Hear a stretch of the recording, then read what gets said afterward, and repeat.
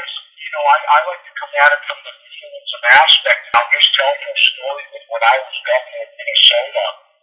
One time at lunch, I had a staff meeting, and I asked my entire staff to think about it over lunch, and I said, come back after lunch and tell me one thing in your life that the government doesn't somehow regulate in some way, shape, or form. And they truly couldn't come up with anything. I remember one person said sleep, and I laughed at you, responded, no, they control that too, because you all have a mattress, and they got that little tag on the mattress that says, if you rip it off, it's against the law. So I said, they're even there when you sleep, because government is literally everywhere. But then again, I live in the real world, and in a civilized, organized society, though, Derek, don't you feel that there has to be a form of government? Otherwise, we have strictly chaos, and be every man or woman for themselves. Well, two things on that. I think that is a false premise that we've been sold, and maybe some of us have bought into that without, in the absence of government or the police, that there would be chaos. Because for one, I believe, and I've seen that people will still organize. There will still be some semblance of cooperation and organizations that we could go ahead and call government if we wanted to. I think most of us, though, are just about, most of those who share the ideas and this opting out idea are really just trying to remove as much influence of government as possible. So, when you start to do that, I think that the logical position, eventually you conclude that, we don't need any government ruling over us. And I've heard you speak on this before and give your opinion. I really do respect it, because honestly, I believe that there are some people who would consider themselves to be anarchist-minded who are not as compassionate as maybe they could be when taking this position, and just believe that tomorrow we could remove the government and everything would work out fine. I personally don't believe that. I think that in the position we are now, it's going to take a lot of work and effort to have a philosophical evolution of the hearts and minds in order for people to realize that we don't need this nanny state. We don't need somebody to take care of us. I really look at it as people just having a bunch of mommy and daddy issues where they feel like they need somebody to take care of their life instead of being, this leader of their own journey. Sure. Well, I agree with you on that, Derek, and I also agree that you can't change it overnight. It's a process, it's a mindset we've got to go through. Like I feel it today, I'm poor. I mean, our country today has a mindset that we are a poor country today. That we have more all the time that the people are accepting this. And that's driving me crazy. Because I simply think we've got to change this mindset of war. And we don't seem to be doing that. But let me go on to this. You don't vote. You have no interest in promoting voting. Why?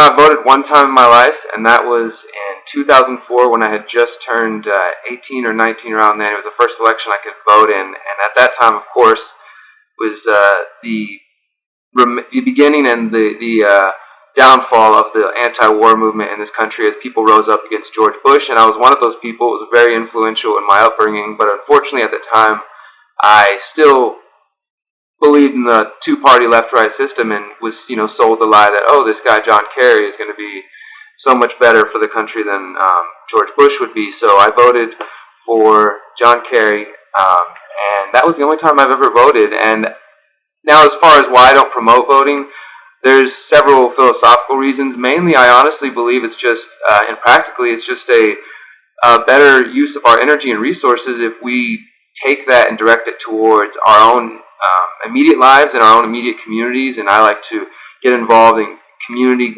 gardening, big operations, trying to build local food economies to lessen the influence of as many communities and neighborhoods as possible on big corporations and Monsanto and things like that, but also just working directly in your community. And as far as if I was to say anything about voting for anybody who, finds relevance and importance in that, I would say you stick to local, because the local level. That's where you can really have the most impact. Here's one of the arguments I give people who, in essence, kind of are opting out like you are, and that is that if you have a regular job and they take taxes from you, which they will do, it's hard to avoid taxes if you earn an income. And my point is always that, and in my life, they take half of my money. If I work a 5-day work week, the government ends up taking 2 to 2.5 days of my pay. And that's why anything that inflicts itself upon me to that level forces me and tells me I should pay attention to what they're doing. Because they're taking the fruits of my labor from me. I have no say-so in it. And so therefore, I need to, ensure that what they're using my money for, I generally agree with, which means I get involved. Yeah, That's why I preach to people, get involved. These people are taking your money. They run the government with your money, and you have every right to know what they use your money for. I totally agree with that, and I do want to make one distinction. By opting out or talking about not voting, I am by no means expecting or telling or encouraging people to ignore the problems. Ignoring the problems never works in any situation. It definitely is not going to work with this growing government, growing surveillance state, growing police state. We can't just ignore them away. And rather, I advocate for voluntarism, or what's known as agorism, working specifically outside of the areas that the government works in. So that would be what are known as black and gray markets. Of course, this is also taking into account the non-aggression principle. So when I say black market, I don't mean any sort of violent act. That would be termed red market. So black market, gray market would be, for example, I own a gardening business here in the city of Houston. I sell non-GMO seeds and build gardens, and I don't operate with any kind of license. It's just through advertising and word of mouth and verbal agreements with individuals who want work done for them, and I pay no taxes on that. I haven't paid taxes in 4 years, and by doing that, the idea behind that method is... Derrick, let me ask you something. How do you avoid the IRS? I mean, obviously you make an income. How do you avoid the IRS not coming down and locking you up or doing something to you? I mean, generally that's their job. That's what they can. You earn an income. How do you avoid paying taxes? Well, that's definitely and likely going to be something I'll have to deal with in the future. Right now, it hasn't been an immediate issue. For the past 4 years that I've been experimenting with tax resistance in various ways, I first heard about it through the war tax resistance movement, and heard about those ideas, and generally just disagree with the IRS stealing from American taxpayers. So I struggled for a while trying to find work. I used to manage a restaurant full time, and I had a life-changing experience that pretty much made me into an entrepreneur and taught me that I didn't want to work for anyone else, and I definitely didn't want to pay the government. So I started operating in cash only and Bitcoin and things like that. Okay. See, I've always been an advocate that in order, you got to get involved to change the government. So if you don't like it, change it. Get involved, because you have to take the bills and do it. One of the things that I'd love to do is abolish income tax. Because to me, my belief is you should not be taxed on what you earn. You should be taxed on what you spend. Because that's what determines whether you're a millionaire or not. I mean, if you say you earn $1 million this year, but you live in a studio apartment, you drive an old beat-up Volkswagen, well, you're hardly living like a millionaire. So why should you be taxed like a millionaire? You're not living that lifestyle. But if you make $1 million and then you buy a Mercedes, you buy the penthouse, and you buy a yacht, then you are living like a millionaire, and therefore you pay taxes accordingly. So I've been an advocate of the national sales tax on a federal level. Abolish the income tax, go to a national sales tax, and if we do that, we can eliminate the internal revenue. Because then all taxes will be paid business to government, which they're doing anyway. And then we as citizens would not have to keep any books. We wouldn't have to keep anything like that, because all taxes would be paid at the point of purchase. And yet, you'd be done with it right there. It would make us much more economically sound. It would be less done on borrowing that way, because all taxes, do you follow what I'm saying? Yeah, I do follow what you're saying. I can come up with a reason or two why I would just inherently disagree with that. But if I was working in with the political system and I did buy into the idea that we could, steal from people by a tax system, I would definitely want to get rid of it, the income tax, as you said, and a sales tax. That's a choice individuals have to make. If they're going to buy products, they're going into it knowing that they're paying a tax. So that to me seems voluntary in some ways. Yeah, and that's going with, you're taking one position of not having dealings with government whatsoever. which I think is a nice thing to think about, but I think it's very unrealistic. I mean, government's going to be there. You're not going to get rid of them. Well, there's a number of ways to fight and to oppose government. I mean, I will say, first of all, before I, give you some reasons why I believe the work that I am and others who are opting out or just not using the force of government to make change do have an impact. But the first thing is I think it's important to recognize that, for me, I'm not a strict militant anarchist or, opt out. Like, I don't work with anybody who does use the government. In fact, I am part of a group, the Houston Freethinkers, that involves all sorts of people who are running for city council, running for office, people who, protest every week, all kinds of strategies, and we work together. I believe it's going to take all of us, in order for the people who are working in the city council and the offices to pass moderate positions. It's going to take me and other extreme people pushing further, because I'm looking in the long term. I'm definitely not saying it's going to happen tomorrow. I'm looking in the long run of human evolution and us getting past this idea of the need for government. Now, as far as finding ways to oppose government and to peel them back, I mean, I've been involved with efforts that didn't involve the government, that involved direct lobbying of corporations. For example, Houston, we were the only city in the country to kick the TSA off of the Houston Metro buses after they tried to implement their bus save program. We did that by directly lobbying the corporation Metro, and that to me is an example of us using the market instead of government, going there and telling them we're not going to use your services, you're going to get lawsuits, you're going to face all sorts of problems if you pass this. They decided to opt out and cancel that program and to not work with the DHS and the TSA in that way. And that was a huge victory, and that's just one example of achieving and affecting change without using government. Sure, no, and kudos to you. Good job. I'm behind you all the way on that one. No problem there. GSA don't need to be on the buses. Absolutely. Anyway, let's go to a topic that's kind of near and dear to me: water fluoridation. Now, I have yet to figure out why the government. I mean, I was around. How old are you, Derrick? I'm 29. Okay, you're a youngster. I'm 63. I was around when fluoridation started. When they did a sell job on us, telling us that we have to do this for our teeth, that if we put fluoride in the water, we'd all have better teeth, and that was way back in the 50s. They pounded that home. Well, since life has gone on, and for some strange reason, all the homes that I've owned, I've had my own well, so I haven't drank fluoridated water at all hardly in my life. And that must be why I am like I am, I think, because I learned that fluoride is the major ingredient of Prozac.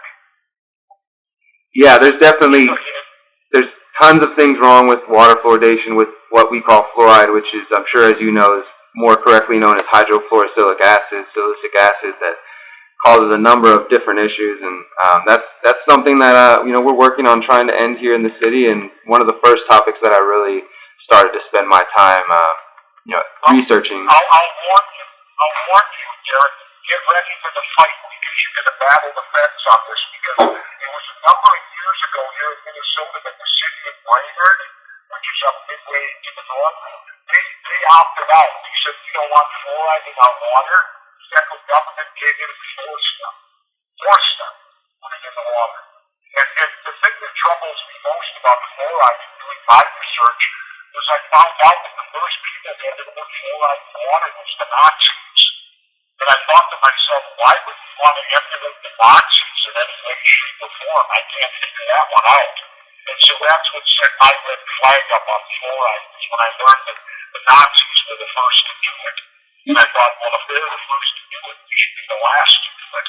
I definitely agree with you that we shouldn't be doing it. One thing, because I've been researching, obviously you've been alive and known about this longer than I have, but this, as I said, this is one of the first topics I sort of woke up to, and I've actually tried to interview Houston's mayor, Anise Parker, several times on camera, and she's literally ran away from me when I've asked her questions about water fluoridation, and been to plenty of city council meetings. I'm actually going to one today. This is one area that I actually try to encourage to peel back the government, so this is a local area that I make an exception. But in my research, I've found that, at least in my research, and maybe you probably have better resources than I do, but I found that the Nazi-communist connection was sort of too controversial for me to use, because the source that it comes from is basically one book that points to one news article that is nearly impossible to find. I don't even think it exists in physical form anymore. So I've found that I kind of, I don't want to say it's debunked completely, but I think that that idea is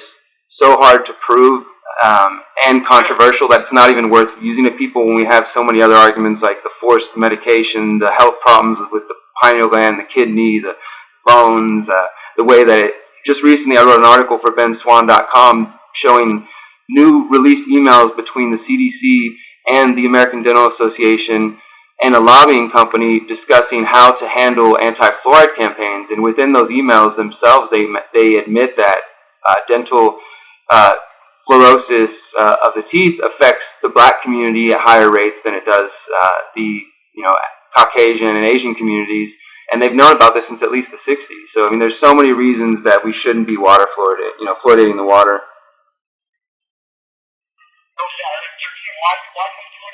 Why would you put a chemical in water? That's the basic thing for me. Why would you put a chemical? Water was good to drink long before the chemical came along. Mankind survived on it when it was just plain water. Why would we as a society add chemicals to water if you don't need them? And it's that simple. Now, tell me something else. I bet that you learned a lot about our country's war on drugs after spending 18 months in jail. Tell me about the experience with the war on drugs in England, Derrick. Yeah, absolutely. This is I hinted at it earlier. This is the pivotal moment for me in my life. Being I don't want to say victim because I don't really believe myself a victim, but becoming a part of the drug war and experiencing it firsthand. In 2005, I was dealing with a lot of different things, including drug addiction and just trying to find my way. And I ended up getting arrested for possession of crystal meth and spent over the next 4 years of my life, spent a year locked up, got out, was on probation, went back and forth and just played that game for a while with the legal system, and that was about 4 years of my life. I ended up doing a total of 18 months at several different institutions in the great state of Texas, and got out with a felony in October 2008, right as Obama fever was at its height. And I'd never really been completely politically aware. As I mentioned, I was anti-Bush before then, but not really for really in-depth thought out positions that I had, just because I knew this guy was about war, and I didn't like that. So it was a really shallow understanding of politics at that time.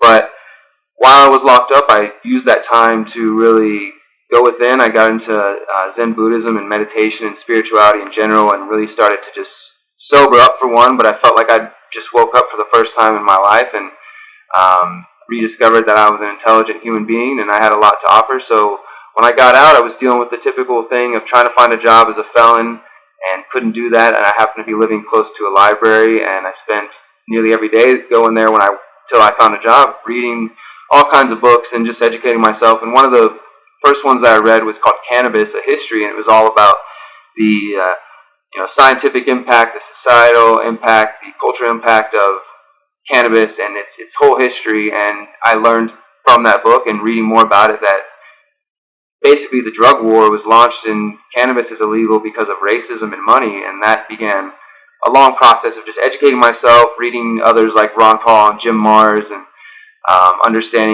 actually reading one of the books that you worked on as well, American Conspiracies, was really influential. I took a bike tour across the country after kind of just changing my life, and I listened to your book on audiobook while traveling. So a lot of experiences like that, and that led to starting the Houston Freethinkers, and that led to full-time activism and journalism and everything that I'm doing now. Well, good for you. And, it's interesting because I've always maintained a position like this. I said, addiction, you can get addicted to anything. You can imagine if you need coffee tomorrow. You have people killing themselves over eating a cup of coffee because of the caffeine addiction. So, and I've always maintained that addiction or anything with drugs should be treated medically, not criminally. And why our country insists upon it, I don't know. And as far as cannabis goes, when you brought up the money end of it, using cannabis or marijuana was banned as William Randolph Hearst, because he owned thousands of acres of timberland, and he used political money and influence to get federally ban on marijuana and hemp, because he wanted the government to be forced to buy this timber to make paper. And of course, my final argument to people is always this, and I know it's a government thing, but always remember the Constitution, the Bill of Rights, and Betsy DeVos's flag are made out of marijuana. Absolutely. I have no problems with the Constitution. I'm not a huge constitutionalist, but I love that piece of history. I love knowing how big a part hemp has played in our history, and I think that we're actually witnessing the end of the drug war, though. I mean, it's going to take time, especially over here where I'm at in Texas. But even here in Texas, just about less than a month ago, there was the first conference ever on investing in medical cannabis, and there's $1 billion industry forming already. Derrick, I gotta tell you, you're lucky you got popped in Texas when you did. Because I had a good friend of mine who was in the Army stationed at Fort Hood, Texas. A friend of his, this is back in the early 1970s. It's a true story, I won't name names. But a friend of his he served with was going home on leave. He got caught in the Texas airport with a bag of marijuana back in the 70s. My friend had gotten out of the Army, and 20 years later, he was still writing to his friend in the Texas prison. Wow. Yeah, Texas. This guy got caught with one bag of marijuana at the airport in Texas and served 20 years in a Texas prison for one bag of pot. I can't say that surprises me. Texas is definitely backwards in a lot of ways, and I know some people say they would never come to Texas because they think it's so backwards, but I also feel like Texas is really leading the fight against tyranny in a lot of ways. I mean, there's so much activism in Houston, Austin, Dallas, San Antonio, and also people out here love their guns, so I feel safe. That's true. No, I'll tell you about how I feel about Texas. I could live in Texas, but there's only one place I could live, Austin, Texas. Yeah, awesome. Austin, Texas would be the choice of where if I and Jesse Ventura were to move to Texas, rest assured, I'd want to be Willie Nelson's neighbor.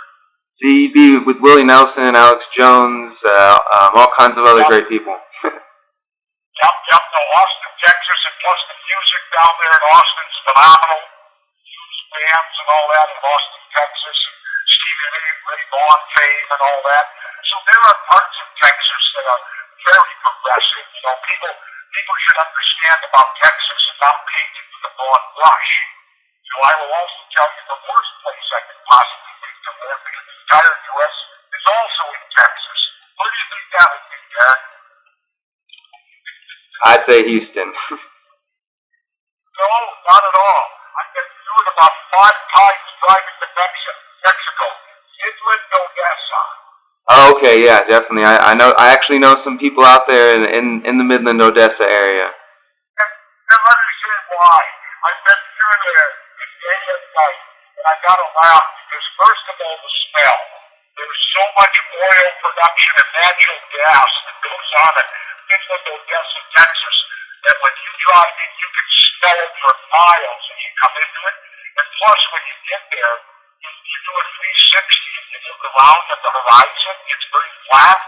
The entire 360 of the horizon are oil pumps going up and down, 24 hours a day, 7 days a week. Yeah, that's what's so crazy about Texas, diversity. That's Midland, Odessa. And I turned to my wife, I said, oh my God, I said, they couldn't buy me a house in Katy to live here. And no offense to the people of Midland or Odessa, but it would be my last choice. Austin, Texas, very high. Midland, Odessa, very low. We got to get you to come out to Houston and come out to Austin sometime. We'd love to have you out here and show you what we're building out here. Well, the problem I have, is I battled the TSA. I went to court with them. I have metal in my body, so I stopped flying over 5 years ago. And I refuse to fly because every time I go to an airport, I'm treated like a criminal. Because of the metal in my body, I'm forced to put up with the sexual assault and the x-rayed every time I go. And I remember Janet Napolitano was the head of Homeland Security, and she made the quote, well, if you don't like it, don't fly. So I took Janet's advice. I quit flying 5 years ago. I haven't flown since. and I will never fly again until they change policy so I don't feel like a criminal. I don't know, did you hear when I took them to court what they did to me? Yeah, I remember. I remember all that. Everything that was happening. Yep. Yeah, no, I sued, took them to court over my Fourth Amendment rights, reasonable search and seizure. I contended it was not reasonable to believe Jesse Ventura, a former governor, former mayor, honorably discharged Navy Vietnam veteran, and been flying for 30 years in his career, poses any threat. Well, it got into court, and the federal judge threw it out and said she didn't have jurisdiction. How can a federal judge not have jurisdiction over a constitutional question? And see, we found out that's what they do with every case. So I tell people, and Derrick, you can tell them this too when you talk to them. Anybody that goes to an airport in the United States of America today, you are not protected by the Constitution. You are not protected by the Bill of Rights. They can do anything they want to you, and there's nowhere you can go to seek redress. The judge actually said to me in the court hearing, she said, Governor, can you cite the time you were abused in the airport? And my attorney stepped in and said, no, the governor can't do that because national security doesn't allow him to know the rules. And the judge even acknowledged that. So we're not even acknowledged to know what they can or can't do to you at the airport. Isn't that outrageous, Derrick? Absolutely. I mean, that's why I've participated every year, every opportunity I have to do, TSA blocking, I guess you could call it, going to the airports and passing out flyers, telling people about why they should be standing up for their rights, and at the very least opting out from body scanners and making sure everybody sees how they treat them. You know what you and I should team up on? Here's a thought that I had that would truly send the TSA message. You know what that is? I would love to see a movement going about a year ahead of time and have people pick one day, just one day, and have someone in the country fly that day in protest. Yeah, I would definitely support efforts like that. There was, back in 2009, there was the We Won't Fly Day, and I think a couple organizations tried to do that, and I would definitely be happy to put my energy into that again. Me and both of our mutual friend Adam Kokesh actually have a pretty popular video on YouTube of spending time at the Reagan airport going around talking to people about the TSA and ending up being harassed and nearly arrested for about 2 hours because they refused to, like in your case, they refused to tell us what we were doing wrong but wanted to grab me and try to arrest me without telling me, without knowing what rights they were infringing upon themselves. I had to teach them a lesson on how to treat people. Yeah, no, I'll tell you, I haven't flown in 5 years now, and I gotta tell you honestly, I don't miss it. In fact, I know this sounds kind of morbid, but when they started coming out with the big Ebola scare, there's talk that they're gonna take everybody's temperature at the airport, violate everyone's rights again. I laughingly said, I hope they do. I hope this happens. I said, the more difficult it becomes at airports is what it's going to take in which to get our freedom back at airports. And because I don't fly no more, so I don't care anymore how long people have to wait in lines out there or what they're doing to get on an airplane. And, I think it's really pathetic that people simply accept this type of. And you know what got to me, what put me over the top? I was doing conspiracy theory at the time. And I was flying probably 3 or 4 times a week. And I was getting angrier and angrier, and I couldn't figure out why. I couldn't figure out why I was getting angry inside. And then it dawned on me. I was being patted down so often. It was becoming like an everyday occurrence, and it was becoming acceptable to me.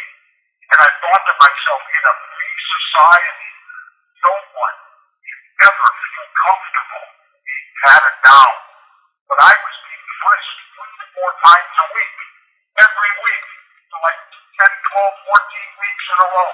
And I finally threw the top on me. And I realized why I was so angry was because I was getting comfortable being frisked. Absolutely, and that's a scary thought, to start getting comfortable with tyranny. Oh yeah, exactly. And that's exactly what you are. You're getting comfortable. And I think that's the problem in our country today, Derrick. People are comfortable. I can't believe how they'll sit back and allow, When I view almost preparations for martial law, I mean, I've seen the government preparing. I mean, police departments don't look like police anymore. They look like the military. They're running around with military hardware. They're all in black uniforms now. They all got, these weapons of damn near mass destruction they run around with. And I think that, we're headed down the wrong road, and we got to work to prevent it. However, you choose to do it your way or my way of trying to do it inside the system. Well, I mean, what are your thoughts on people such as in Mexico, the community where corruption gets so bad, deciding that they're going to, some people would call them vigilantes, but really they're just community defense, people who arm themselves and don't oppress the community, they just protect themselves. Derrick, when it gets to the point like it is in some places in Mexico, where the police are more corrupt than the criminals, I think at that point, that the citizens have no other choice but to form their own, call them vigilante, call them whatever you may call them. But no, I have no problem with that when it gets to the level where your government is worse than the criminals that they're supposed to be. Have we not reached that point yet? I think we're close. I will give you that. I think we're close. But I think that there's still hope, and that there's still enough people out there within the system that hopefully we can derail it before it gets to that point. At least that's possibly my out. And hopefully I'm working towards that. Yeah. I might be wrong, but what the hell? I'll give it my best effort. Absolutely. I think that's what we're all doing. We're fighting different strategies, different ways, but we're all after the same goal. So I really appreciate that. Oh, absolutely, Derrick. I may not agree with every way you do it, but as a whole in the big picture, I'm solidly with you for what we need. We got to take our country back. We got to return to allowing states to have more states' rights. That way, you as a citizen can choose where you want to live. I love the fact that Colorado and Washington have legalized marijuana. Absolutely. That to me is a huge step forward. Now we have to keep the fight up and keep that going across the country and keep that freedom happening. Have you been out to Colorado yet? Yeah, I sure have. I passed through. I came through last year. See, I'm in Mexico half the year, 2,000 miles down on the tip of the Baja, and I don't fly. I drive it every year. So it's a 3,000-mile trip. My wife and me and my dog take. And we went to Colorado on the way home because I wanted to see. And I found that it was remarkable. You get to Colorado today, you get a sense of freedom there. You have a feeling that truly the people are in charge because they were brilliant there. They realized that they did it in a manner where it's on their state constitution, so politicians can't remove the law. The only way the legalization of marijuana can be removed in Colorado, they now must amend the Constitution, the Colorado Constitution, to do it. Absolutely. I think they've done some amazing work out there, and the cannabis policy is hopefully just one sign of how people can really rally together and change the culture. Because I think if you see, obviously the government sort of pushed it over the last step in Colorado. They voted, but it's been years and years and years of people pushing the culture and normalizing cannabis use and research getting out there and letting people know that it's not this horrible criminal thing that we've all been taught since the early days. Derrick, would you like my quote on it? You can use it. Go for it. Hear my quote on marijuana? Let's hear it. Here's my quote on marijuana. Marijuana is to rock and roll what beer is to baseball. I like that one. I'll quote you on that. It is. Derrick, I grew up in the 60s. I saw it all. I actually physically saw Jimi Hendrix and Janis Joplin. I grew up then. I grew up when marijuana came out of the beat generation of the beat mix of New York and all that and spread across America. And it truly was. Marijuana is to rock and roll what beer is to baseball. So imagine if they went to the ball game and decided to ban beer. What kind of outrage there would be. Yeah, I think that's a good way to get people to understand how silly Prohibition is. Exactly. And even my mother lived through the prohibition of alcohol. And before she passed away, she told me, she was very lucid all the way to the end. She said, this war on drugs is identical to prohibition that I grew up with. She said, all you're doing is making criminals rich and powerful. Imagine that coming from a 75-year-old woman. Well, some of the older generation actually know what's happening. My grandparents were definitely very influential in me looking at the world the way I do. Oh yeah, well, and again, they lived through Prohibition. My mom never went into debt because she lived through the Depression.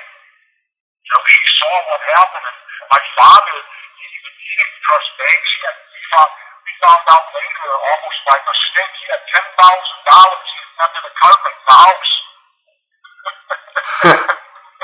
Yeah, that was how bad he did.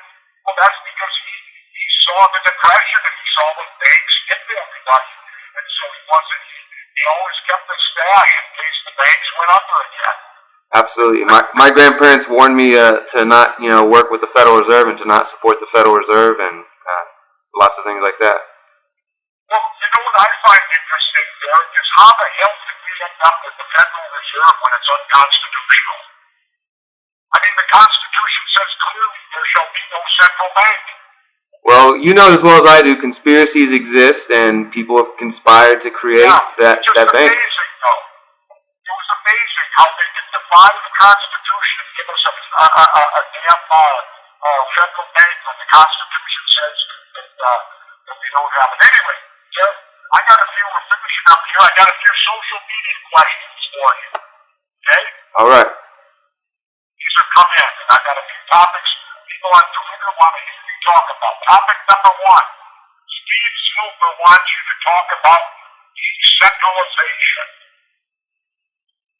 Yeah, well, decentralization, I think, is probably the quickest way that we can eliminate this idea, this paradigm of top-down central control, not only in the government, but if you look at the way the internet has changed every aspect of our lives, and specifically open source technology, open source software, just the philosophy of open source, that information should be free for everybody and that it should be decentralized, and you have peer-to-peer networks for downloading music, peer-to-peer currencies such as Bitcoin, and a friend of mine is working on BitCongress, trying to use that same technology and same idea to bring that towards government, to have a direct government, direct democracy. I think that decentralization is what is going to change everything. Okay, very good. Now, question number 2, Fahim wants you to weigh in on universal health care for American citizens. What would be your ideal health care model in this country? Well, in order, I think, for there to be any type of universal health care, then we would have to look back to the ideas I was just discussing of a world that has a decentralized currency and food. Food is localized. More people are involved in their local food economy. Same thing with energy, production, manufacturing. In that world, then I think that there are more people in power. It's easier to imagine us trying to build some healthcare system around that. But also, I think if you attack that position and from the root, then we have to really look at how unhealthy Americans are in general, and that all goes back to our diet. And what we eat, the food we eat, is such a huge portion of that. So I think if we start to change that, then we can reduce the amount of people that even need health insurance and have a realistic healthcare system if it was to be on a federal level. I, of course, would advocate for something that's much smaller and more localized and voluntary, of course, where it's not taking money from people to create that system. On a federal level, you start. Or a finish, maybe, for that matter. Anyway, just to add in for me, half the year I live off the grid way down in Mexico. I'll be heading out there shortly. And I've told many people, I eat healthier there than I do here in the United States, because down where I live, everything's organically grown, like by the local farmers, and that's what I eat down there. And the food is way better, but the thing is you got to eat it quick, like I tell people, because everything in the United States is treated with preservatives, so it can have a 30-day shelf life at the supermarket. And when you get off the grid and start eating organic, you realize you can't keep the food that long, that you better only buy what you know you can eat the next couple of days, because you don't have the ability to maintain it as long as you do the food that's up here in the United States that's all treated so that it can last on a shelf. Absolutely, you got some better quality food down there in Mexico. Oh yeah, no doubt about it. Anyway, find the third one and last one. Vivian Kublik wants to hear your thoughts on rainwater harvesting.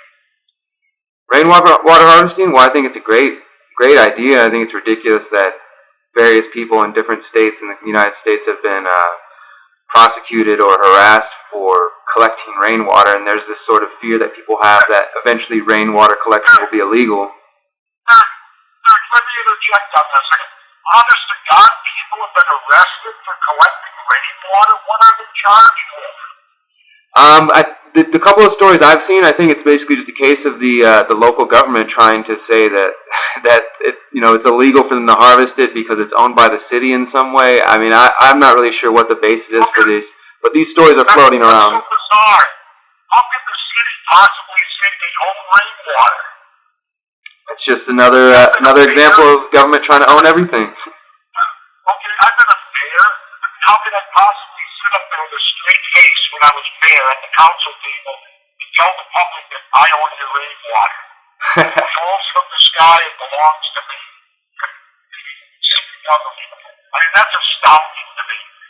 I'm just having fun with it to hear how anyone can be prosecuted for collecting rainwater. Derrick, I'm coming on board with the whole thing. If we've gotten to that point where you can be popped for collecting rainwater, I think you're right. Something's seriously wrong. You got to keep working at it on both our ends.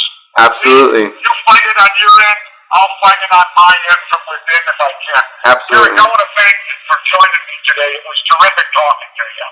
Yeah, thank you for having me on, Governor. I really appreciate it. And there's a lot of people who are waiting for you to come over to the anarchist side, and we'll be ready with open arms. Well, I'll be waiting for the anarchists to vote for me if I decide to run on the government side, because I'll be the best ear to listen to. So if I do go for president, can I get the anarchist support? Hey, you and Howard Stern, and we'll vote for you. All right. Also, though, my running mate could end up Cynthia McKinney. Oh, but hey, I would absolutely support you and Cynthia McKinney, 100%. There you go. No, I just spoke with Cynthia. We're kind of stirring it up a little bit, but we'll see what happens with Cynthia and Howard. But we'll go there. Anyway, I want to thank you, Derrick, for a great wide-ranging conversation. To keep up with Derrick, visit theconscientiousresistance.com and follow him on Twitter on Broze Live Free. Until next week, vigilant people, stay vigilant. Thank you, Derrick. Appreciate it very much.